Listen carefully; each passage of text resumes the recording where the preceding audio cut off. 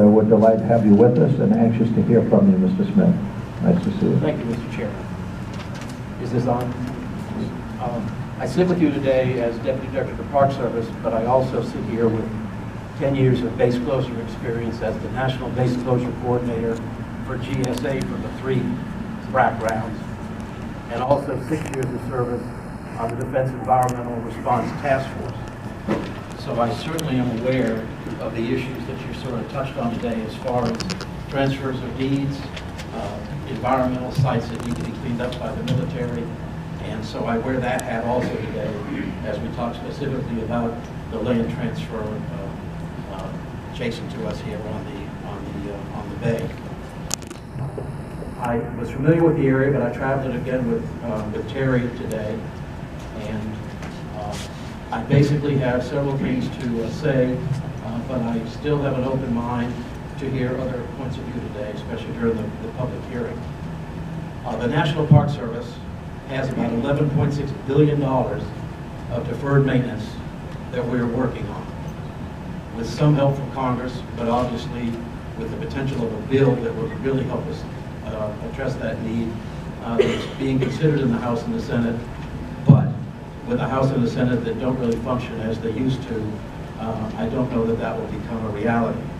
But I sit here as the acting director of the Park Service with 417 units of the system, with that $11 billion backlog, and that consists of about 5,500 miles of roads, about 17,000 miles of trail. And about 24,000 buildings. So I know your point of view here at Fort Monroe, certainly as all of you that sit here from the authority, from the public, you have attention locally to this area. To me, it is just one of literally thousands of issues that I have to deal with that deal with land acquisition, or especially that deal with environmental cleanup. I have, first off, a Department of the Interior requirement that I cannot even consider taking any property that has contamination above a $250,000 threshold. The region, Northeast region, has estimated that for the buildings under consideration for us to take on here, that's somewhere between a $400,000 to $800,000 liability that I would take on. The department will not approve that. And so whatever we consider for the property, it would not be to take on those buildings. It's an environmental liability that just does not fit our current policy. Secondly, I have concerns also of what will develop over the years with sea level rise and whatever, of taking on so much of the bay as far as the bulkheads and that possible deferred maintenance issue that will come to the Park Service if the Park Service takes that in fee simple. What I have discussed at the department level and with Superintendent Brown is that I think we can accomplish public use of that area with an easement, and that is my current position as I sit with you all today. I wait to hear other discussions as it goes forward, but for the old adage of where you stand depends on where you sit, from where I sit, the issue here at Fort Monroe to take on that additional responsibility where the Park Service already says I have over a $2 billion liability for deferred maintenance here already. It's just something that at this time I cannot consider. And so with that, Mr. Chairman, there might be more discussion or whatever, but that basically lays out the issue as I see it today. We thank you at least for your candor, Mr. Smith, and setting out the context in which you have to operate. Perhaps we could hear from Mr. Jarvis, who has been involved with the Park Service history in that same context for some time. Destry, would you like to share your thoughts? Sure. One thing that has been obvious to those of us who've been involved with this place for a while is that the federal government saved a huge, itself from a huge investment in 2011 by choosing not to take ownership of the historic fortress. when that was in discussion. That is one of the most historically significant elements here. So the Park Service, the federal government, the president, who did the monument proclamation, and Governor McDonald, when he was governor of Virginia, chose to leave the fortress from their negotiations with the Commonwealth of Virginia. So the amount of deferred maintenance that this 44 acres would add to the Park Service backlog is minuscule compared to what it saved itself from by not taking the historic fortress, and not taking nothing away from the Commonwealth's commitment to preserve that historic feature, which is a great thing. But this is a tiny bit of deferred maintenance. As for the Park Service's overall backlog, that is certainly an accumulated backlog over many years, half of that 11 billion is roads and bridges and tunnels that's paid for out of the Highway Trust Fund, which revenue derives from the gas tax, which hasn't been increased in almost 30 years. So the backlog is real, but it's not as big as it sounds when you talk about $11 billion. I recognize that about a quarter of it is historic structures. Now, a lot of that is the assessed cost of restoring masonry fortresses that the Park Service has accumulated in its 417 units, most of which will never be restored to perfection. The Park Service, when you break down that 11 billion backlog, there's about between 3 and 4 billion of high priority maintenance responsibilities. And Congress is in fact working on legislation which I agree with Dan that they're not functioning as well as they used to in enacting legislation, but this one seems to have a good bit of bipartisan momentum behind it at this point, recognizing that this is an election year. Sometimes election years are really good for passing legislation, and sometimes they're not, so I can't predict whether that piece of legislation, which carries its own revenue with it, from revenue coming into the government from mineral leasing on the Outer Continental Shelf and some new revenue from onshore leasing. I think it has a fair chance of passing. But as far as this property is concerned, this board has been on record in the past supporting this transfer. I think the board should go on record again supporting this transfer. I've drafted a resolution to that effect, which Jessica will pass around if now is the time to bring it up, Mr. Chairman. Clearly it is, and actually I was remiss in not bringing up previously. Thank you, Destry. I think this is a good resolution, and many of the members, if not all, are familiar with it. It's something that is wholly consistent with what this authority has been discussing and contemplating for some time. We probably should have brought it up first, but let's bring it up now if we could. And thank you for putting it together, Mr. Chairman. Staff did a lot of work on this as well, correcting my errors of dates and times and acreages and so forth. And it's got a lot of whereases, all that just state the facts.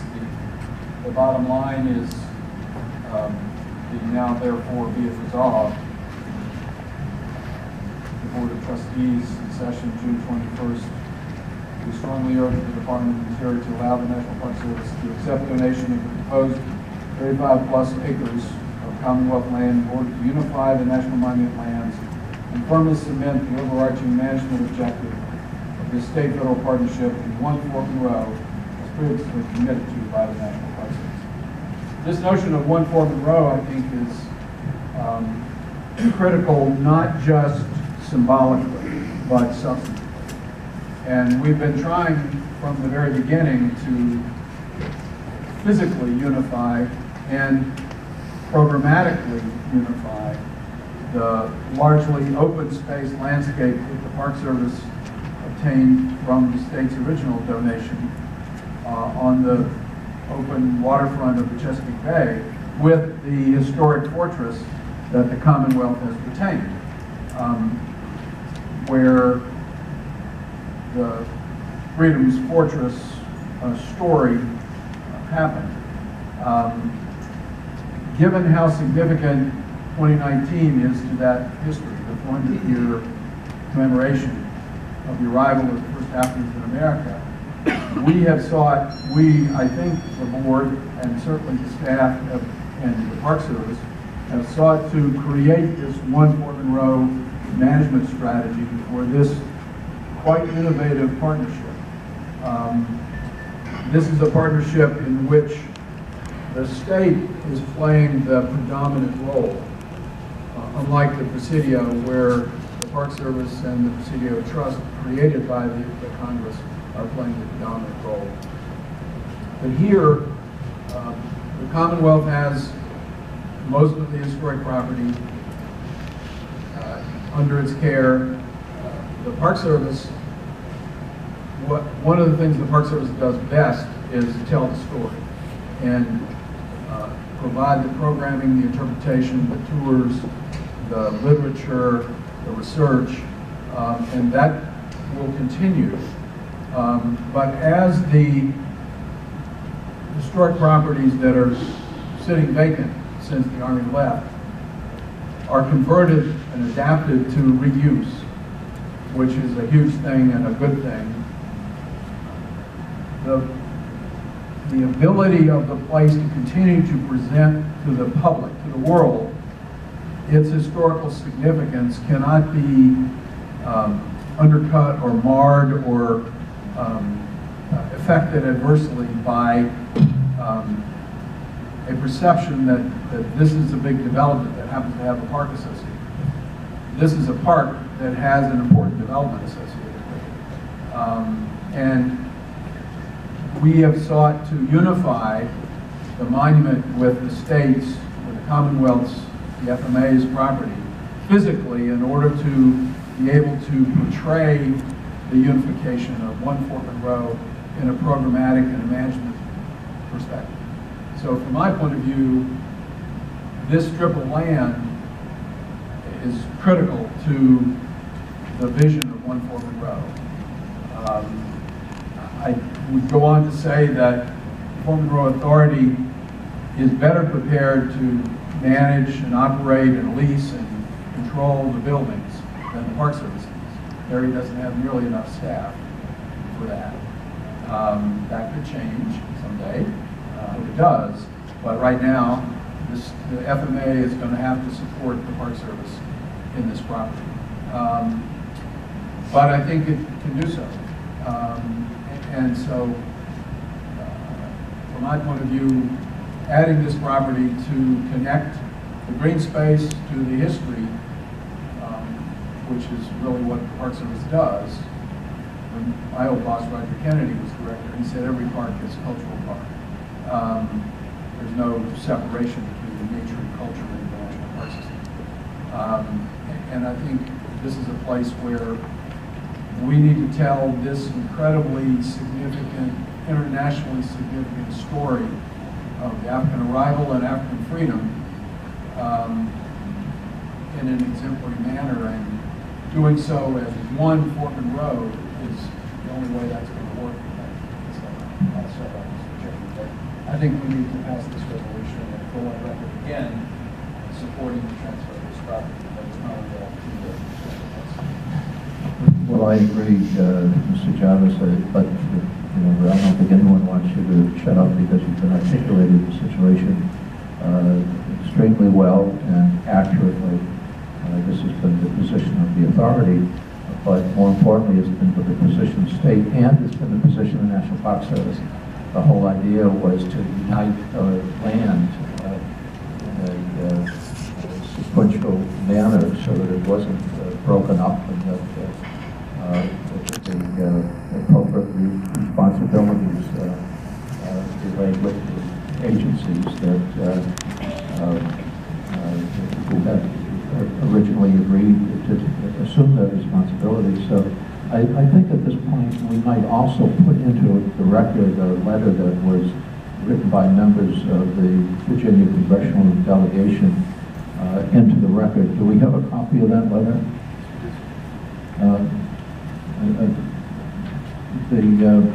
Let's see if it's, well, I know it's signed. I was looking to see how long it is. It's almost worth reading, but in the interest of time, we won't read it. But it basically reiterates exactly what Mr. Jarvis said, and shows the wholehearted support of our congressional delegation, which of course it's up to the legislative branch to make the law, and then the executive branch has the responsibility of carrying it out. It's signed by both our United States senators and as well as Congressman Taylor, Congressman Scott, Congressman Whitman, and Congresswoman Thompson. So it's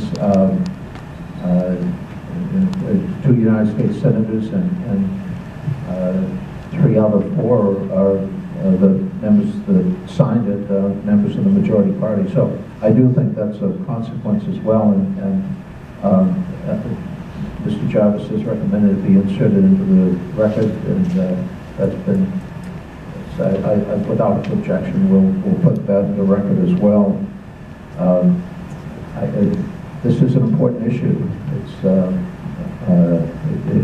it really goes to the heart of whether we're ever going to realize the vision that Fort Monroe has represented, both at the state and national level.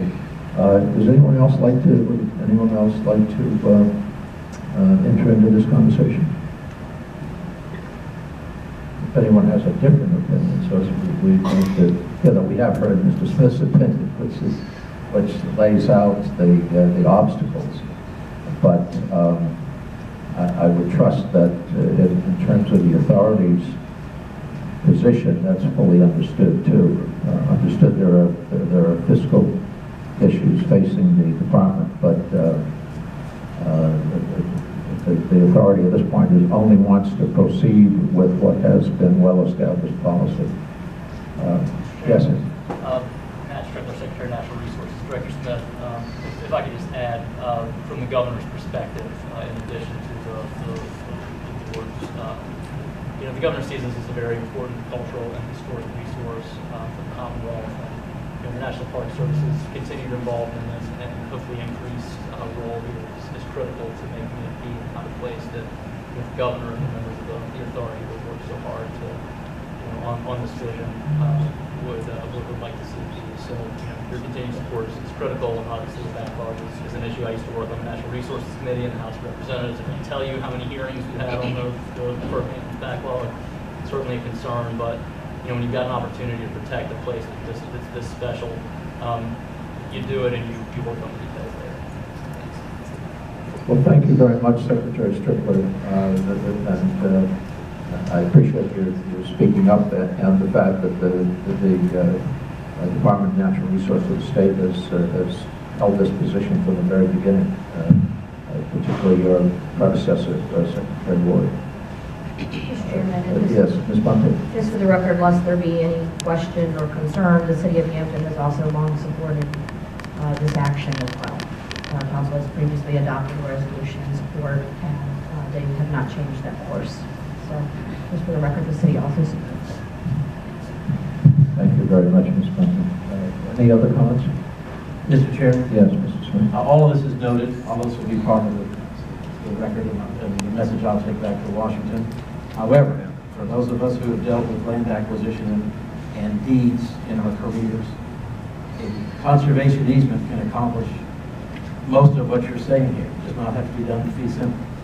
And so for those of us who've dealt in those land use arenas for years, I think that a conservation easement can accomplish most of what everybody is concerned about here without adding to deferred maintenance of the National Park Service. So I look forward to a further dialogue. It will all be considered in the next few weeks. And I was aware that letters were coming from Congress. I get those every day, and we will certainly be responsive to that letter. And I do note all the comments today, and I certainly take the resolution back to the department when I return on Monday. Thank you, Mr. Smith. I'm not sure that you get letters signed by 2 senators and 4 members of Congress, the majority from the majority party, every day. I mean, this is a big deal to get that much political support. Mr. Chairman, and I know as a former member of Congress, I actually get more than you'd want to think. Yeah.